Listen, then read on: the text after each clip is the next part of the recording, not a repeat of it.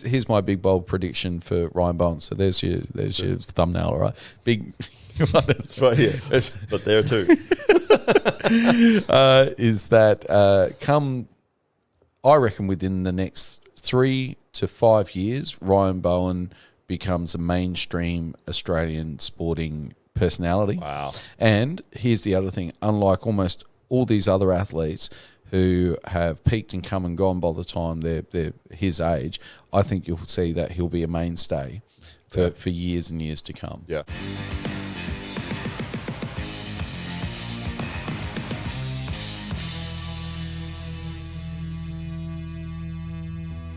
Ryan Bowen is, I would say, Australia's most successful arm wrestling exponent. He's created a business and a brand. He'd be one of the few people that's got a full-time job in Australia out of arm wrestling. In the world, I would say. In the world? Yeah. I mean, he's right up there. For somebody who hasn't competed on an international stage since COVID, has obviously made that really difficult. From what I understand, he's making more money than ever. He's done all the right things in terms of how he has gone about being so disciplined around his content creation, but also, he's not afraid. He doesn't shirk any kind of controversy, and as a matter of fact, he will do almost anything he can to stoke that controversy. He loves playing the heel. And he's really etched out a significant niche in arm wrestling, in the arm wrestling world, and certainly in the combat sports world. And we were very fortunate to have Ryan over for the Apex Sport Fest in early this year in February, and got to feel the man firsthand, and just amazing. Absolutely. You kind of think you're getting somewhere in the sport, and then then there's Ryan Bowen, right? And for all intents and purposes, he looks like he's human. But then you go to arm wrestle him, and it's just he doesn't feel like a 90-kilo dude. No. He feels like he's made out of iron. Exactly. It's just extraordinary. That's and right. especially when we've been training for a while. That's We're right. strong guys. Yeah. Like we kind of know where we sit in the whole hierarchy of gymnasts and gym broness and stuff.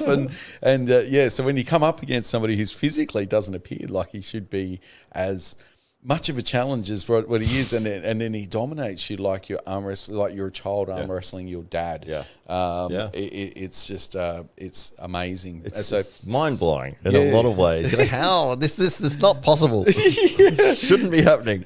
You underestimate perhaps those people that you see that who are on an elite level. Yeah. And Ryan's, because he looks so normal, and because I follow his channel, as I'm sure you do as well. What did I say? The opposite to absence makes the heart grow fonder.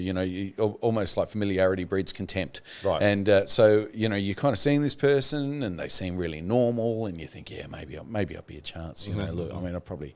I wouldn't win, but maybe I could get somewhere. Somewhere, slow him down. I'm pretty sure I'll get his respect anyway. And then you realise it's like,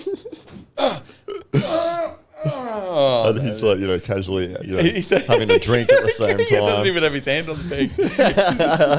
Having a conversation. So you started yet? Yeah. But from that perspective, elite athlete, fantastic guy, chasing the dream. He's also had a year where his body weight's fluctuated, like he blew up. So he stumbled across the number one ranking essentially in Australia, and always felt like he'd usurped that position, and was maybe not as deserving as who the currently ranked number one guy in the country is. Who's 187 kilo lock on a dare. No. 113. There's a number. That's right. And it's 40. Yeah, that's it. I swear. Oh, man. When I watched that video, there was a weigh-in video. This is what we're talking about. There was a weigh-in video for Ryan Bowen versus Lachlan Adair. And as the guy said what Lachlan's weight was, the sound sort of went. And I thought he'd said 130-something kilos. And then I added extra a couple of kilos, and I said 140. And then he looked big, but he's big. He's like, the Lachlan sent me a message and said, I'm actually 113. 140. Okay. okay. Nice to know he was watching, though. Yeah, I mean, sure. very gratifying. For sure. Yes, but yeah, they had their match, and Lachlan was able to get the win, dominating fashion. 6-0. Yeah. But it was... And so probably the biggest that we've seen Ryan Bowen compete at, and up against his good mate there, Lachlan, although, that's what I say, he doesn't mind playing the heel because he was more than happy to bring himself into almost confrontation with his best mate over, hyping up of an arm wrestling match, which, it just goes to show how enormously vested he is in the sport. And, for sure. But he's enjoyed massive success. I think there's been a huge uptick in his viewership and subscribers, and so his YouTube channel is going on to bigger and better things in 2022, you'd imagine. I think he's 49,000 subscribers at the moment, so brilliant, almost at the 50,000, and in the top 10 of Australia for sporting channels on YouTube. Incredible, and that's including like Fox, and all of those major sports corporations with potentially hundreds of millions of dollars. And he's right there with them. He's a local guy in Queensland. Just a dude literally filming in his dining room. Just walking down the street. It goes to show, you don't need a studio. Maybe we don't need a studio. Yes, we have a street. Well, one of the great things about the guy as well is his willingness to help other people. And he does have his own sort of coaching network where people can reach out and they can get personal coaching from him in terms of arm wrestling specific stuff.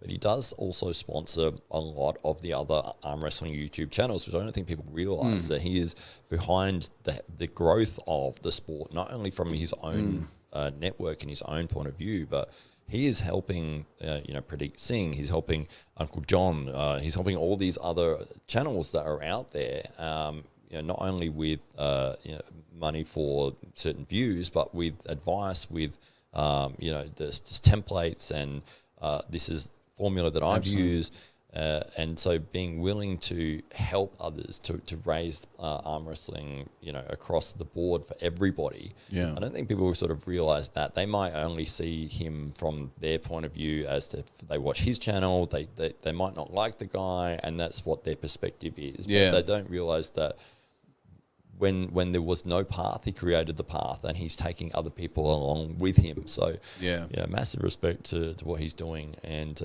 he deservedly, I think he's probably the third biggest channel in the world in terms of arm wrestling. You've got the Arm Wrestling TV guys would be number one. Maybe Larry Wheels would be up there as well. He's probably the second. Devin Larratt, Michael Todd, and Ryan Bowen would definitely be up there. But massive following. How interesting is it that this year Larry Wheels' channel is now regarded as being an arm wrestling channel? It's amazing. You would never think, because I remember watching his stuff a few years back, and it was like, this guy's so strong. He's breaking world records in all sorts of areas of strength. He could do anything. And just massive, and seemed like a really personable guy. Making all these amazing video content. And again, like, that's what's so cool about this time of the world, is that somebody can get their phone pointed at themselves and they can make a living from it. And just put it out there. There's these platforms where you can build a brand, you can build a narrative, you can make your own character, make your own story, and you're not relying on going to a TV network and hoping that they'll pick up your show or whatever. It's like, you just make it and you will find your audience. Like, if you're good at what you do and you make it interesting, regardless as to what it is, it could be you gardening, or whatever, or anything. People are into it. If you're into it and you're passionate about it and you're interesting, people will watch it. So Larry, obviously has that talent of being an incredibly strong guy, being a personable person, and putting it out there in these channels, and then people sort of jumping on board. He's probably got a bunch of sponsors, and now he's living in, I think he's in Abu Dhabi or Dubai. Was it the Oxygen Gym or something like that, some of the strongest people in the world are going, and some of the top level bodybuilders are all training there as well. And then for him, Larry's got such broad crossover appeal across all of those strength disciplines, strongman, and essentially, as much as the arm wrestling club has been involving themselves with MMA and strongmen, and because there seems to be with arm wrestling, well, I think with all combat sports, if you're into one, there's every chance you're going to be into most. It just seems to be the way of things, and so you've got these guys that perhaps a lot of bodybuilders aren't the best kind of for combat sports, but with arm wrestling, it's really suitable for a lot of strength training athletes that are big guys. Really hard for them to go too many rounds in a boxing ring or spend too long on the mats, but get them on the tables, and it works really well for their biomechanical setup.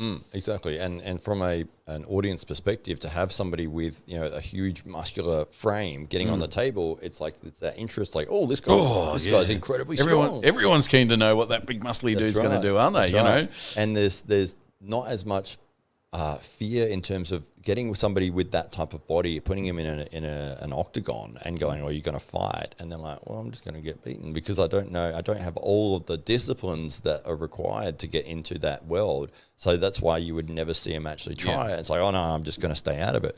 But with arm wrestling, it's like, well, everyone has the idea of what to do with arm wrestling. Yeah, and if you're strong enough, you'll beat people who might have better technique just from your strength, but then it's like, you will run into somebody that knows how to beat you, and they might be half your body weight, and it's like, how is this? But, unfortunately, they're the people I first met. It's quite humiliating. My ego's still recovering. What I did love about Ryan this year is that he did start a new channel where basically I think his first video on there was, okay, I played this heel character. That's the character. That's it is the character. It's not the me, and the me is me giving back and helping out, and I think for him to so readily share the alchemy of social media speaks a lot, because that IP in itself is so hugely valuable, that for him to not only help those peers around him and those personalities and even some of the legends of the sport to advise and assist them in building up their social media, knowing that it's great for the sport, to offer that to anybody and to say, hey, if you want to do what I'm doing, well, I'll just show you how. It speaks volumes of the man, and people should perhaps look more to that channel if they want to know the real Ryan Bowen, rather than looking at the latest RVJ video, maybe. So big year for Ryan Bowen. Continues on. I think his star just continues to rise in 2022, and I think here's my big bold prediction for Ryan Bowen. So there's your thumbnail, all right? Big. It's right here, but there too. Is that come?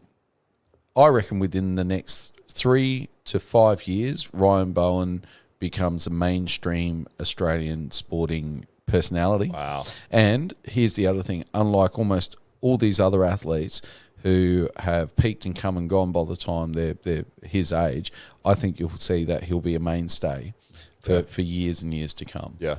So that's my bold prediction. I think Ryan Bowen in Australia will bring arm wrestling to mainstream consciousness. And it's going to be so amazing. It's so cool to see it. And it's like, I feel like I got into the sport just at the right time, when it just was getting people starting to pick up on it. And it's like, this is great. I love this thing. It's a little bit like, Silicon Valley 20 years ago. It's that kind of, it's the Wild West. It's all of the opportunity. There's arm wrestling is one of the few sports that has a history that hasn't hit the big time yet. That's right. And but you can feel it edging towards that. Yeah. I think it's such broad appeal to arm wrestling on so many different levels, because anybody can get involved if they're 6 years old or 60 years old. If they're in safe hands on the table, people can safely experiment and get good, and a great sport for people that are also disabled or find it hard to get around, that mightn't be able to play a field sport but still want to get active. And not only that, I also would say from the top down and from the bottom up, arm wrestling community is one of the most familial that I've ever come across in any sporting. Now, I know a lot of our audience are involved in various combat sports, and I think this is one of the traits of combat sports, is that there's the community is more like family, and with arm wrestling, it seems it's still a sport where everybody's 1 degree of separation from somebody else, and it's a very close knit community, and overarchingly, with the sports interests at heart, which is seldom found. Like, you normally got people that are kind of fighting, staking their claims and that type of thing. But it seems that everybody's just put the sport in front and wants to see it grow, because I think ultimately everybody understands that when everybody does that, everybody will win. Yeah. So that's right. And the best thing about it is being able to sort of just get on and have fun regardless of your skill level. You don't have to be a world champion to have fun in the sport. And it's like, you can literally get on for the very first time, have no idea what you're doing, and have an absolute blast. Not be embarrassed and not be, and not walk away too sore. If you're sore in arm wrestling, it's your own fault. You were trying harder than you should have. Yeah, that's it. You will get lost. Yeah.